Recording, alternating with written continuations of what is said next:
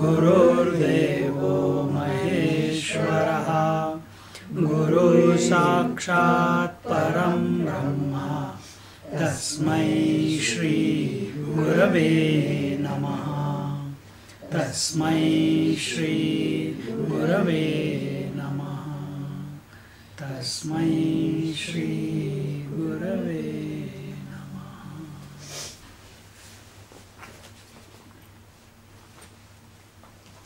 we are on the 10th and the 11th practices of Sadachar.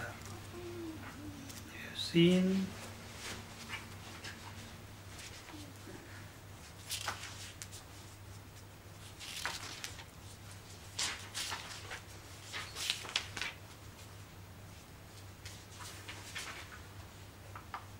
have seen the Pratasmaranam, that is remembering the Lord in the morning, Shaucham, cleansing or purification of the body, Snanam, bathing one's body, Aghamarsanam, the various practices to remove or destroy sins, Sandhya Vandanam, prayers to be done at the junctions of the day, Japa, repeating the Lord's name, Tarpanam, offering oblations of water to the mains, to the ancestors, Agnihotram, offering an oblation to the fire or maintenance of the sacred fire and offering oblations to it, Archanam, worship of the Lord, and now we are on the Maunam and Dhyanam, silence and meditation. Here the 14th verse says, Maunam swadhyayanam dhyanam, Maunam swadhyayanam dhyanam, Dhyayam brahmanuchintanam, Dhyayam brahmanuchintanam, Jnanene tayo samyaka, Jnanene tayo samyaka, Nishedhanta pradarshanam, Nishedhanta pradarshanam. He says, the study of the scriptures is silence and contemplation on Brahman is meditation.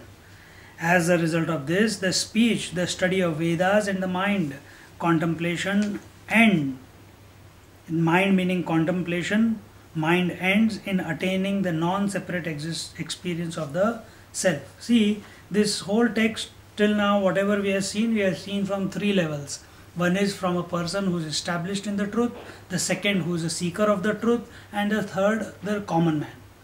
So, when we take the bathing, a common man will think of just going in the shower and putting the water over his head, that is bathing.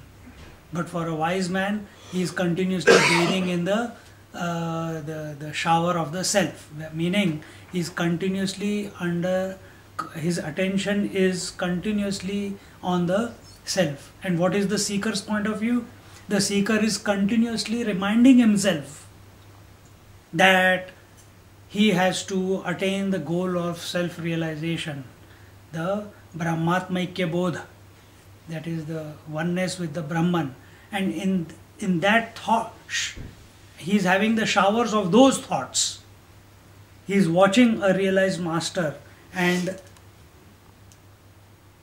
practicing whatever has to be done so that he can also come to establish himself in the same state of being as a realized master is. So here, silence or mauna is practiced by many a seeker by totally refraining from speech. I just told you, no, you guys were not there, except Mom. No, you were also not there last year. Last year I went to Anand Ashram in January, and one of my classmates who studied with me for 2 years at the ashram, after 12 years of taking classes, he's the one who started the classes in Colombo and Kandy and everything. But after having done everything, now what is he doing? He met me in January. In March I got an email saying, now I have left everything and I have taken a self-imposed maunam for 5 years. Just outside Tiruvunmalai. in some ashram he's staying, and he has taken a Maunam for 5 years. What is this Maunam that he has taken? That I will not speak to anyone, isn't it? But then how does he communicate? He writes on a piece of paper. He's got maybe some other people I have seen, they've got a slate and a chalk and they write. So there's no wastage of paper, continuously keep rubbing it in. We went to Anand Ashram, 1998 I went to Anand Ashram after the studies. And then when we went to Anand Ashram, that time Swami Satchidanandji was there. He just passed away. I met him last January when I went there. I met him. He was paralyzed. I think I must have told you the story. March itself he passed away. And he used to every day till 12 o'clock he will be in Maunam. He will not speak to anyone. Only in case of emergencies he will write and give it to someone. Otherwise, no. You want to talk to me, you want to say anything to me, you want a response from me, come after 12 o'clock. Another person I have mentioned who had taken Maunam, who was in silence for 17 years in Badrinath. 17 years. Self-imposed silence.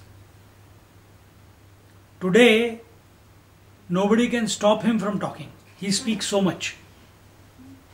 He's everyone runs away the moment he comes around.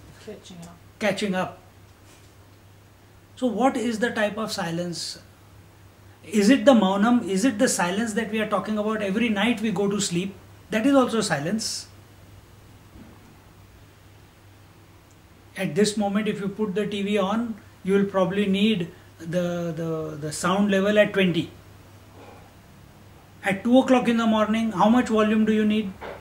Probably 2, probably 3. You don't need. Why? Everything has become silent. Same thing is inside here also. Everything has become silent. Now we'll see what this Maunam means. Here's the Adi Shankaracharya is saying, Maunam Swadhyayanam Dhyanam. That true Maunam is the study of scriptures.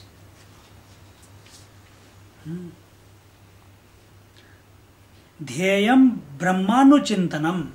And meditation is when you are single-pointedly contemplating upon who is Brahman.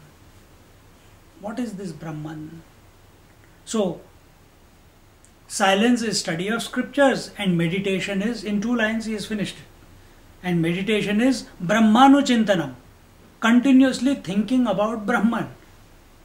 If you don't understand what Brahman is, continuously thinking about what is that one principle which is pervading the total creation, which is one without a second. That is Brahmanuchintanam.